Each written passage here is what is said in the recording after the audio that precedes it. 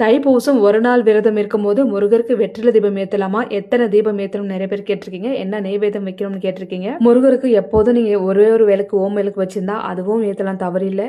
வெற்றிலை தீபம் காலையும் மாலையும் ஏற்றினாலும் அதுவும் தவறில்லை. சக்கோண கோலை போட்டு அதுக்கு மேலே 6 மண் விளக்கு வச்சு நெய் விளக்கு ஏற்றுறதும் அதுவும் தப்பில்லை. எல்லாமே நம்மளோட விருப்பம் தான். எல்லாமே ஏற்றலாம். தைப்பூசத்துக்கு நீங்கள் என்னெல்லாம் முருகருக்கு பண்ணணும்னு நினைக்கிறீங்களோ அது எல்லாமே பண்ணலாம்.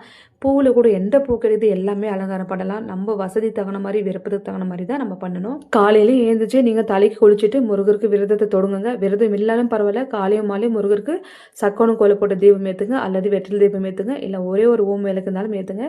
நெய்வேத்தியமாக நீங்கள் பால் பழம் வைக்கலாம், சக்கரை பொங்கல் வைக்கலாம், தயிர் சாப்பாடு வைக்கலாம், பஞ்சாமிர்தம் வைக்கலாம், தேனும் தினைமாவும் வைக்கலாம். எல்லா சாப்பாடும் பொரியல் பாயசம் வடை எல்லாம் செஞ்சு இலை போட்டு நீங்கள் படையல் படைக்கலாம், அதுவும் செய்யலாம். என்னெல்லாம் உங்களால் முடியுமோ அது எல்லாமே செய்யலாம். நெய்வேத்தியம் வச்சு படைக்க வேண்டிய நேரம் மாலை நேரத்தில் பண்ணுங்க.